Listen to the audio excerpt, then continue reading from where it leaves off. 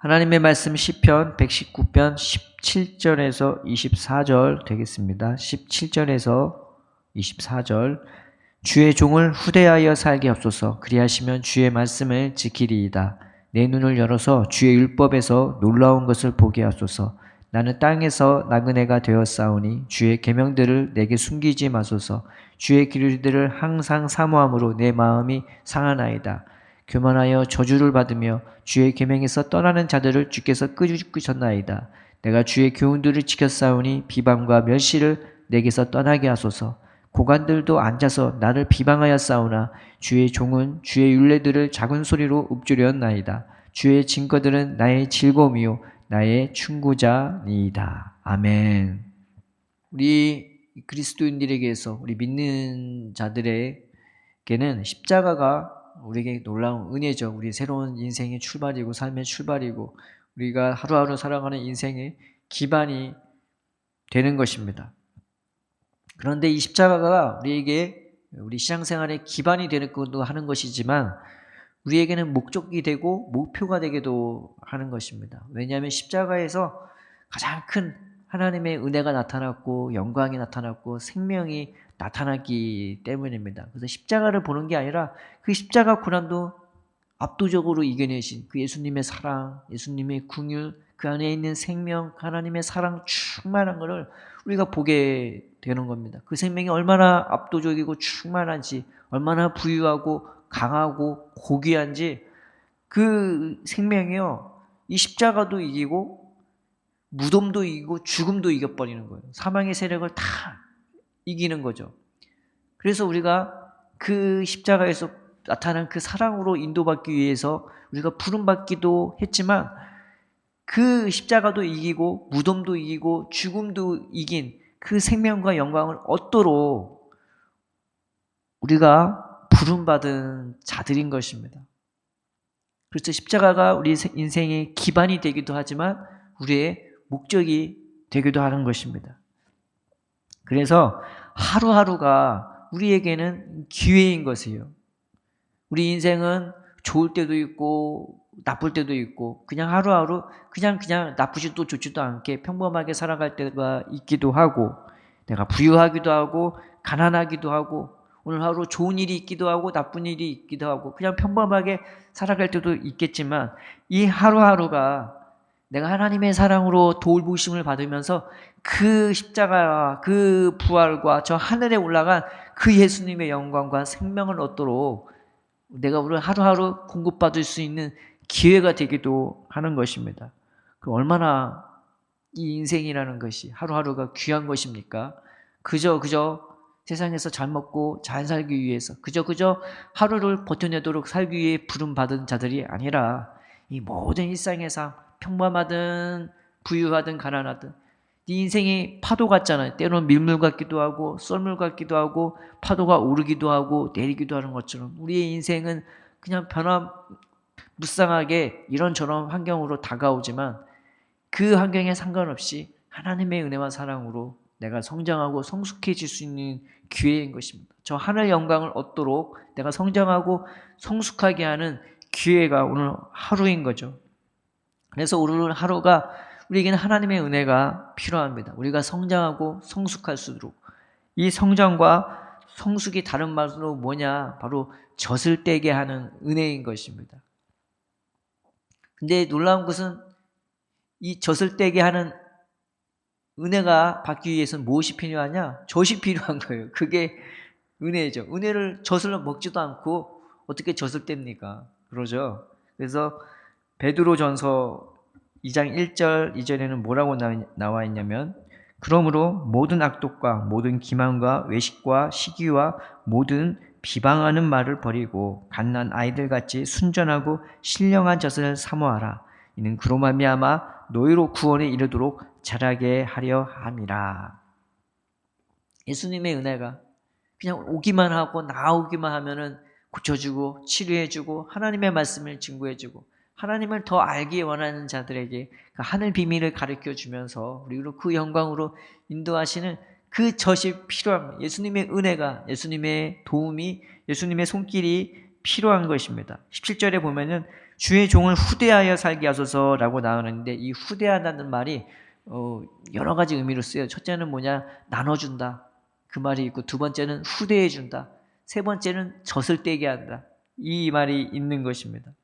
그래서 하나님이 나한테 그 은혜를 나와줘. 예수님의 안에 있는 그 생명, 그 사랑, 그 영광을 우리 심령에 부어주시고 나눠주시고 나를 사랑으로 극진히 대우해 주시고 그리고 나를 젖을 떼게 하는 그 은혜로 대해 주실 때 우리가 하나님의 말씀을 지킬 수가 있는 것입니다. 내가 뭐 아무리 똑똑하고 잘나고 해서 지킬 수 있는 게 아니죠. 의지력이 있어서 자기 생명을 줄 수도 있겠지만 사랑이 불타올려서 충만해서 자기 자신을 드리는 사람은 별로 없는 것입니다. 그건 예수님이 해주시고 예수님이 인도해 주셔야 그렇게 되는 거죠. 그래서 우리는 주님의 후대가 필요해요. 나를 극진히 대접해 주시고 그 은혜를 나눠주시고 나를 돌봐주시는 그 나눠줌, 그 후대함이 필요한 것입니다. 이 은혜가 얼마나 기이한지 18절에 보면 내 눈을 열어서 주의 율법에서 놀라운 것을 보게 하소서. 아기가 눈을 뜨면 세상에 보이는 모든 것이 그것이 보이기 시작하면 얼마나 신기하고 기이합니까? 아기들은 보는 게 일이에요. 다 신기하니까. 하나님의 은혜가 마치 이와 같은 겁니다. 예수님의 그 젖이 마치 이와 같은 것입니다. 세상에서 알지 못하는 그 기이한 빛이 우리 마음속에 비춰지면은 그냥 보이기 시작하고 들리기 시작하고 깨달아지기 시작하고 믿어지기 시작하고 그 은혜와 사랑과 능력이 내 심령에서 충만하게 나타나서 온 천지를 뒤덮은 하나님의 영광을 우리가 보게 되는 것입니다. 그래서 크게 놀랍고 기이한 거예요. 18절에 보면요. 19절에 보면 나는 땅에서 나그네가 되었사오니 주의 계명들을 내게 숨기지 마소서라고 나와 있지 않습니까? 20절에는 주의 규례들을 항상 사모로 내 마음이 상하나이다. 아브라함과 이삭과 야곱이 이 땅에 살 동안 집 한 채 안 짓고요.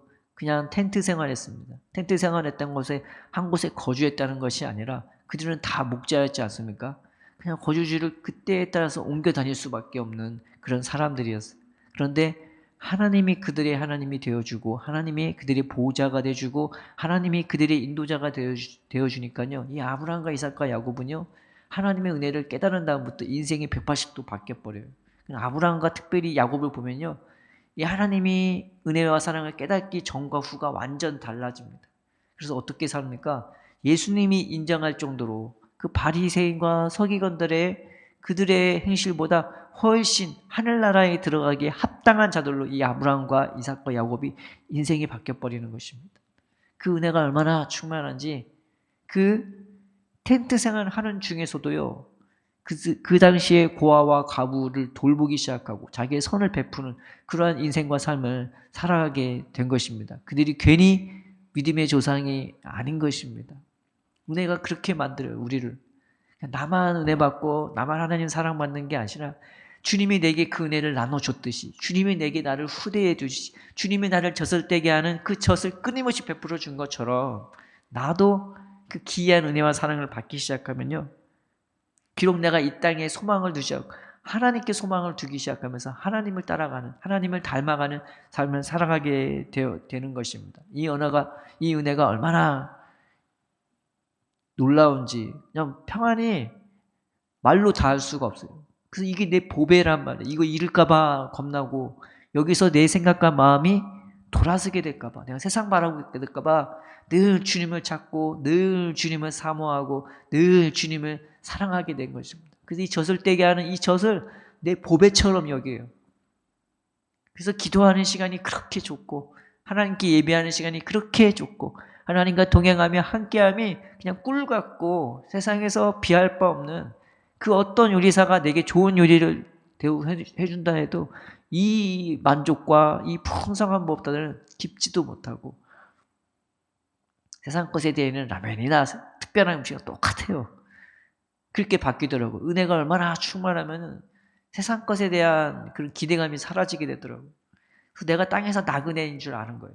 주님이 나를 그 영광으로 부르신 것을 아니까 삶의 하루하루가 순례길이고 기쁨이고 감사로 바뀌게 되는 것입니다. 우리가 이 은혜를 하나님 이 젖을 떼게 하는 이 은혜를 나한테 부어달라고 이 기이하고 신기한 은혜 내 눈을 뜨게 해서 이 귀한 것을 보게 하시고 내가 이 땅에서는 내 자리가 없지만 내 갈 곳이 하늘나라에 있다는 것을 깨닫게 되고 하나님이 예비하신 그 은혜를 따라 내가 살 수 있게 달라고 기도하시고 감사하시고 주님과 동행하게 되는 저와 여러분 되기를 주님의 이름으로 축원드립니다. 그런데 살다 보면요, 여러 가지 어려운 일이 있겠지만 좀 우리 마음을 더 괴롭게 하고 슬프게 하는 게 뭐냐면요, 그 내용이 이제 21절부터 23절까지 있는 거죠. 세상에는요, 교만한 자들이 참 많아요. 저는 질린 게 뭐냐, 교회에서 목사가 너무 많아요. 다 목사예요. 다 하나님 안 돼요. 다 인생은 안 돼요. 그런데 행하는 사람보다 가르치는 사람이 많고 비판하는 사람이 너무 많아. 근데 기도하고 묵묵히 순종하고 그런 사람은 별로 없어. 손에 꼽아요. 그 세상 갔더니 세상에서 목사가 왜 이렇게 많아. 다 그냥 교만해요. 인생에 대해서 뭐 안다고 그런 사람이 너무나 많아. 인생은 말이야. 일은 말이야. 본인이 하나님인 사람이 너무 많아. 또 하나는 하나님의 법에서 떠나 있어요. 하나님과 전혀 상관이 없어요. 그냥 돈이 가치관이고 인생의 성공이 목적인, 누가 나를 뭐 욕하든 못하든 그런 상관없이 그냥 나 잘난 맛으로 그냥 내가 자랑할 세상 자랑으로 그냥 똘똘 뭉쳐갖고 하나님은 전혀 깨닫지도 못하고 하나님 얘기하면은 이게 뭔 소리야. 그렇게 말하면서 그냥 자기 관념에 꽉 묶여버린 교만하고 하나님의 법에서 떠난 자들이 너무 많아요. 그런 자들이 많다는 거죠. 그런데 더 웃기는 것은 뭐냐? 내가 그 사람한테 피해를 준 것도 아니고 상처를 준 것도 아니고 그냥 하나님 안에서 섬기는 것뿐인데 나한테 상처를 줘요. 막 비방을 하고 멸시를 한단 말이에요. 그런데 그런 자들이 어떤 자들이냐? 23절에 보면 고관들도 앉아서 나를 비방하였사오나. 앉아서 비방한다. 앉아서. 내가 그 사람한테 뭐 잘못한 것도 아닌데 고관들, 높은 사람들, 종교직에 있는 사람들 아니면은 정치인들 막 이런 사람들이 이 시인을 비방하고 멸시하는 거예요. 막 시끄럽게 달려들어서 물어 뜯는 것처럼 막 복잡하게 만들고 비방하고 막 예리한 것처럼. 사실 예리한 게 아니죠. 목적은 나를 넘어뜨리려는 것이. 그런 사람들이 있다는 것이죠.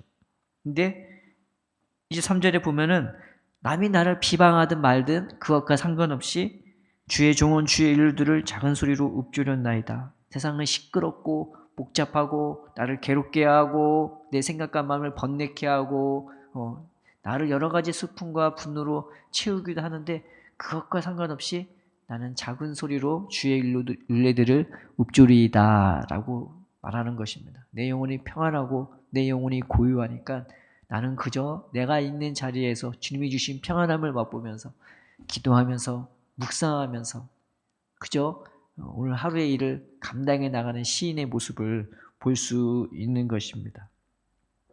우리가 하루 살 동안 하나님 어떤 일이 있더라도 어떤 비방과 멸시가 있더라도 내 영혼 지켜주시고 오늘 하루 내가 주님과 동행하면서 내가 맡은 그 자리에서 작은 소리로 읊조리면서 젖을 떼게 하는 그 은혜를, 그 젖을 내게 부어달라고. 그래서 저 하늘 영광으로 오늘 하루도 더 가까이 나아갈 수 있는 하루가 되게 해달라고 우리가 기도합시다. 비방과 멸시는 그저 나를 화나게 하거나 내게 수치심을 주거나 나를 멸시하거나 나를 넘어뜨리는 게 목적이죠. 그러나 하나님은 우리를 비방하는 것이 아니라 우리에게 충원을 해주십니다. 충고를 해주세요. 그 24절에 보면은 주의 증거들은 나의 즐거움이요 나의 충고자나이다. 내가 세상의 비방과 멸시를 듣는 것이 아니라 나를 극진히 사랑하시는, 나를 후대하시는 그 은혜와 사랑을 전부 다 기꺼이 나눠주시고 그 은혜를 젖으로 내게 물려주시는 그 예수님의 은혜와 사랑만, 그것이 내 즐거움이고 그것이 내 충원이면 너는 나만 바라봐, 나만 의지해, 세상 거 바라보지 말고. 세상은 너의 눈을 빼앗고 너의 귀를 빼앗고 너의 심장을 빼앗고 네가 나를 바라보는 그 보배로운 사모하는 마음조차 빼앗아버려. 내가 너의 생명이고 내가 너의 목자고 내가 너의 인도자라고 말하는 그 하나님을 우리가 사랑하고 나의 보배로 여기면서 우리 예수님 가까이 하고 예수님 나의 목자가 되어주세요. 하나님 나의 아버지가 되어주심에 감사합니다. 성령님, 나는 연약하고 지혜 없고 무지하오니 하나님, 성령님 내 안에 있어서 나를 지혜로 깨우쳐 주옵시고 내 마음과 영을 성령으로 충만케 해달라고 우리가 오늘 하루하루 이 젖을 떼게 하는 은혜로 살게 되기를 주님의 이름으로 축원드립니다. 기도하겠습니다. 하나님 아버지, 주님이 우리에게 보여주신 이 영광과 은혜가 얼마나 놀랍고 대단한 건지 오늘 하루 이 영광으로 가기 위한 이 젖을 떼게 하는 주님의 은혜가 필요합니다. 우리가 비방하지 말고 이 비방을 받지도 말고 오히려 주님 은혜 안에 거하면서 묵묵히 기쁨과 즐거움으로 하루하루 살아갈 수 있도록 저 하늘나라의 영광을 위하여서 한 발 한 발 떼어갈 수 있도록 우리의 동작 하나, 생각 하나, 마음 하나 헤아려 주시고 붙들어 주시고 인도하여 주시옵소서. 영광과 감사를 주님께 올려드리며 예수님의 이름으로 기도드립니다. 아멘.